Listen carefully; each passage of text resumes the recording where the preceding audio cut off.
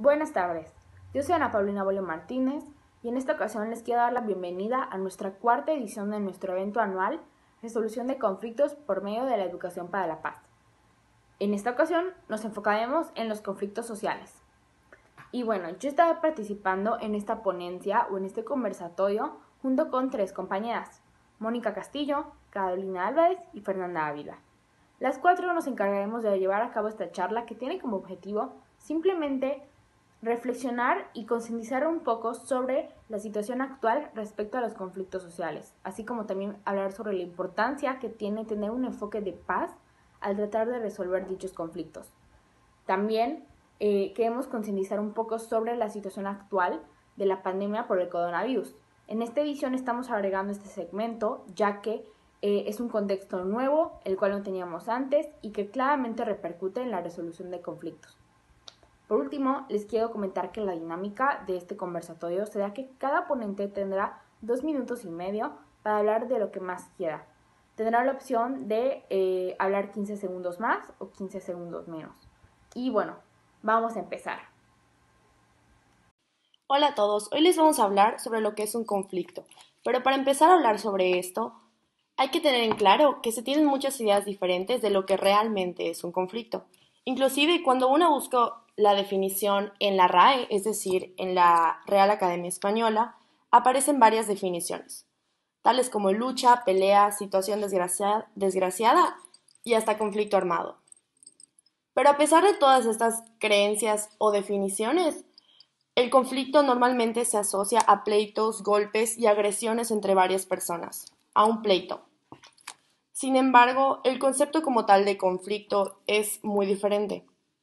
Este se refiere a un estado o situación el cual vive una o varias personas. En este va a haber una discrepancia entre los intereses de los involucrados, debido a una contradicción o desacuerdo entre 2 o más personas, y puede asociarse con un desarrollo de sus ideas. Además, se genera un antagonismo o dificultades entre estos. También tenemos que tener en cuenta que un conflicto no solo se puede dar entre 2 o más personas, sino que también una persona puede entrar en conflicto consigo mismo. Es decir, que sus ideas no coincidan o que se encuentre en un constante debate con su manera de pensar y de sentir. Los conflictos son muy necesarios para mejorar la vida en relación con otros y a uno mismo, ya que este nos va a permitir desarrollar capacidades y habilidades de cooperación, colaboración, comunicación y de expresión de sentimientos. Todo esto quiere decir que nos va a dar una oportunidad de crecimiento. Con respecto a la visión, los conflictos son muy necesarios para mejorar la vida en relación con otros y a uno mismo, ya que este nos va a permitir desarrollar capacidades y habilidades de cooperación, colaboración, comunicación y de expresión de sentimientos. Todo esto quiere decir que nos va a dar una oportunidad de crecimiento. Con respecto a la visión de los conflictos para la educación para la paz, esto es su resolución. La resolución de los conflictos nos va a dar la oportunidad de un cambio y un crecimiento personal en relación a otros, lo que puede favorecer la enseñanza y el aprendizaje, además de que nos va a permitir buscar estrategias para encontrar un ambiente de paz. Hola a todos, yo les hablaré de cuáles fueron los principales conflictos que se están viviendo en el ámbito social debido a la crisis de salud que hay en el país. Bueno, con la llegada del COVID-19, uno de los conflictos más grandes que se vive en el país es las crecientes diferencias que hay entre clases sociales. De por sí en México vivimos en una sociedad donde las clases sociales son muy diferentes, pero con la pandemia esto ha aumentado, debido a que la clase baja o clase trabajadora se quedó sin empleos debido a que muchos de los empresarios o de las empresas para las que trabajaban ya no tenían los insumos suficientes para seguir pagándoles un sueldo o muchas veces ni siquiera tenían un trabajo que ofrecerles. Y en este lado vemos a las personas que han estado sufriendo la pandemia, que ya no tienen cómo cubrir sus necesidades.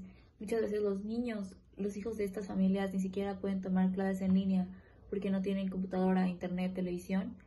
Y por otro lado, vemos a las personas que son afortunadas y tienen todos los recursos para seguir viviendo esta pandemia de una forma amigable, de una forma en la que no los moleste. Y estas personas muchas veces culpan a la clase trabajadora de que ellos son los que esparcen el virus por salir a trabajar día a día, sin saber que estas personas se están exponiendo, no porque quieran, sino porque no tienen otra manera de salir adelante. También tenemos otro conflicto que fue muy sonado sobre la exclusión de personal de salud, tales como médicos, enfermeros o intendentes de hospitales, debido a que muchas personas ni siquiera los dejaban entrar a los supermercados, a hacer su despensa o usar transporte público porque creían que iban a ser contagiados por el virus. Creemos que es un conflicto intragrupal, ya que todos pertenecemos a la misma sociedad, aunque vengamos de diferentes grupos socioeconómicos.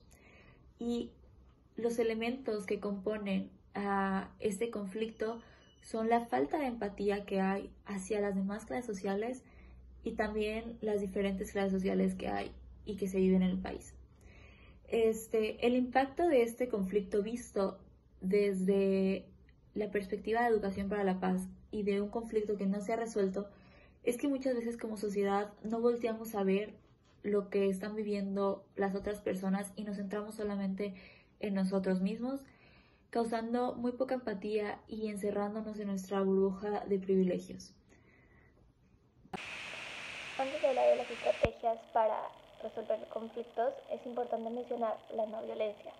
Esta actúa estratégicamente para poder cambiar estructuras sociales y así promoviendo toda una pedagogía para incidir en patrones y referentes culturales. Y este entiende que detrás de toda violencia hay un conflicto que pues se necesita transformar para poder resolverlo, pero también entiende que no todo conflicto lleva a la violencia. Y ahora sí, empezando con las estrategias, la primera es la línea del tiempo. Esta sirve para aclarar diferentes perspectivas e ir identificando los hechos más importantes de las partes. Y esta se utiliza especialmente cuando existen diferencias y desconocimiento de los hechos. Es decir, las personas se reúnen y van analizando lo que va pasando un acto tras otro, para así ver en dónde entran los conflictos o las indiferencias. Después tiene el mapeo del conflicto. Este sirve para entender mejor una situación y es una manera de ver mejor las partes, así identificando aliados o posibles alianzas y así evaluar lo ya realizado con anterioridad. Y pues ese se utiliza principalmente para identificar entradas de acción y diseñar nuevas estrategias. Y así se va dividiendo todo lo que ha ido pasando conforme al conflicto y así se puede evaluar qué es lo mejor para todos y todas. La tercera estrategia es el análisis ABC de conflictos organizacionales internos o el triángulo ACC. Y esto sirve para identificar 3 tipos de factores en cada una de las partes y así identificar cómo los distintos factores influyen a otros y poder identificar un punto de partida para la intervención conforme todas las partes. También está la cebolla o la dona. Esta va desagregando partes del conflicto para así poder responder a las necesidades subyacentes que son base de las individuales y las grupales. Y esto sirve especialmente para mejorar la comunicación y la confianza para que así todas las partes del conflicto puedan revelar sus propias necesidades al otro y así se pueda resolver de una manera más sencilla, ya que una vez todos han expresado lo que necesitan. Ante la pandemia por COVID-19 ha habido varios retos que dificultan la resolución de conflictos, entre los cuales están, número 1, la desinformación.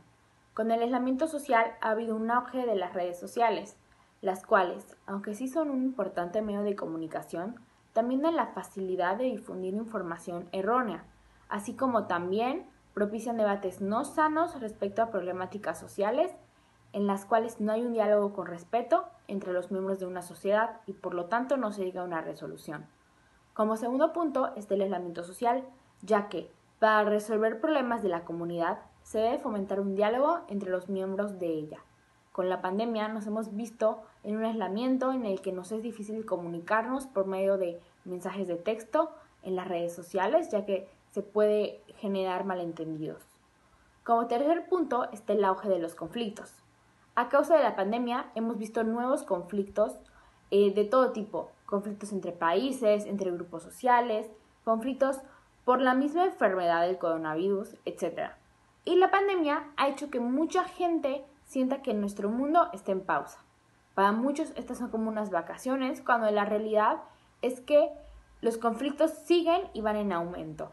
Es necesario que la gente sea más consciente de que el presente, el ahora, es el momento indicado para trabajar en la resolución de dichos conflictos. Por último, creo que la pandemia ha hecho que mucha gente tenga una desconexión con lo actual y la sociedad. Este aislamiento se ha convertido en soledad y ha hecho que las personas le demos más importancia a los conflictos con uno mismo que a los que se tiene con otro. Entonces, ¿cómo podríamos solucionar un conflicto social si no nos esforzamos en hacerlo? Por último, quiero mencionar que como personas y futuros profesionales es importante que trabajemos en varios aspectos de nuestra persona, como por ejemplo la responsabilidad que tenemos con el otro, con uno mismo y con la sociedad en la que estamos.